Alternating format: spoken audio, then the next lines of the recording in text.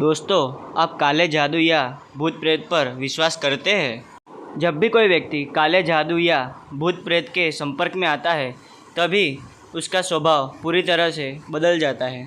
उसकी ज़िंदगी की सारी खुशियाँ बर्बाद हो जाती है और पूरे परिवार में दुख का माहौल छा जाता है।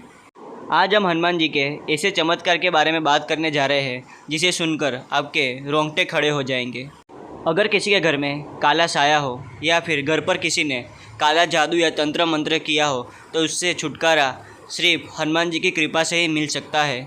दोस्तों, इस कलयुग में हनुमान जी एकमात्र ऐसे देवता है जो अपनी पूर्ण शक्ति के साथ पृथ्वी पर आज भी मौजूद है। उन्हें भगवान श्री राम ने ऐसा वरदान दिया था कि वो इस कलयुग के अंत तक पृथ्वी पर बुरी और असुरी शक्तियों से सत्वगुणी मनुष्यों की रक्षा करेंगे। हनुमान जी सर्वशक्तिमान और दयालु है।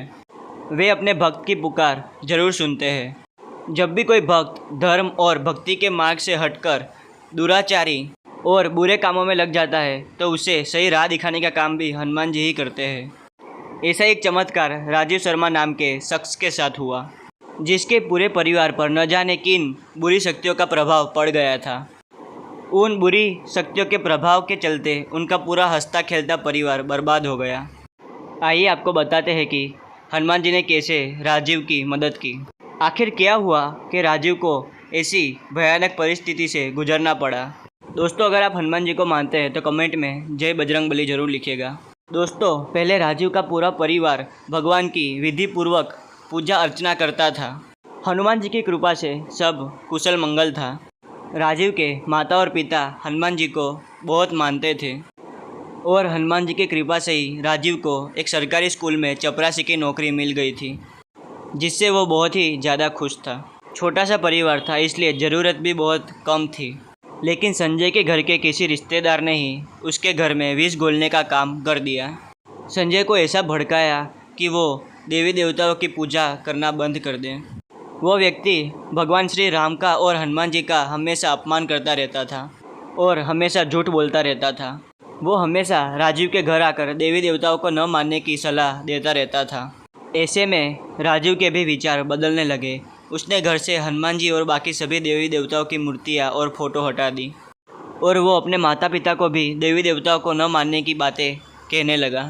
ऐसे में राजीव का स्वभाव असुरी बनने लगा था और वो अब बुरी आदतें अपनाने लगा। वो घर में अब मांस खाना और शराब पीना शुरू करने लगा। वो रोज़ अब स्कूल से चीज़ें चोरी करके लाने लगा और उसे बेचने लगा। उसे लगने लगा कि भगवान तो होते ही नहीं, तो फिर पाप कहाँ से लगेगा। ऐसा सोचकर वो और भी ज़्यादा बुरे काम करने लगा और उसके बाद उसके पाप कर्मों का घड़ा भरने लगा।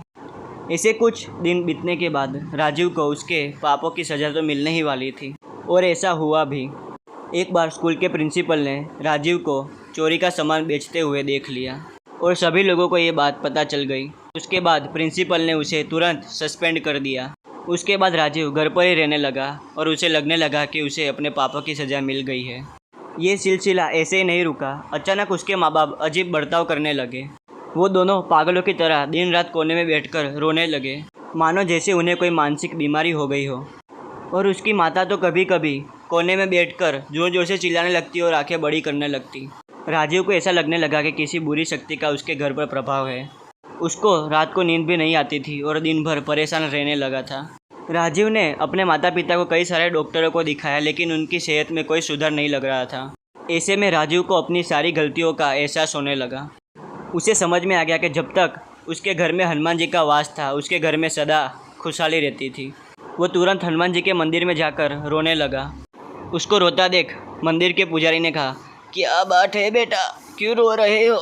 राजीव ने रोते हुए सारी बात पंडित जी को बताई। तब पंडित जी ने कहा कि तुम्हें 16 मंगलवार का हनुमान जी का अनुष्ठान करना होगा। 16 मंगलवार आकर तुम्हें मंदिर में हनुमान जी के सामने दीपक जलाना होगा। हनुमान जी के बाएं कंधे का सिंदूर उसके माता पिता के मस्तक पर लगाने को कहा। राजीव ने सारी बुरी आदतें छोड़ दी और सच्चे मन से हनुमान जी का अनुष्ठान करने लगा। उसने 16 मंगलवार तक पूरे भक्ति भाव से अनुष्ठान किया और उसने देखा कि उसके माता पिता की तबीयत सुधरने लगी है। उसने अपने घर पर वापस हनुमान जी की मूर्ति को स्थापित किया ताकि असुरी और बुरी शक्तियाँ घर में प्रवेश ना कर सके। घर में मूर्ति स्थापित करते ही उसके घर से सारी बुरी शक्तियाँ समाप्त हो गई। और फिर से घर में खुशहाली आ गई और कुछ महीने बाद उसे फिर से नौकरी पर रख लिया गया। आज राजीव कोई भी ऐसा गलत काम नहीं करता जिससे हनुमान जी रूठ जाए और वो आज सदाचार और दान धर्म में विश्वास रखने लगा है। दोस्तों, आप हनुमान जी में मानते हैं कि आपके साथ भी ऐसा चमत्कार या फिर ऐसी घटना हुई है? अगर हुई है तो हमें कमेंट में ज़रूर बताइए। अगर आप हनुमान जी के भक्त हैं तो कमेंट में जय श्री राम ज़रूर लिखिए। दोस्तों, अगर आपको हमारे वीडियो पसंद आया तो इसे लाइक करें, चैनल पर नए तो सब्सक्राइब करें। तब तक के लिए धन्यवाद।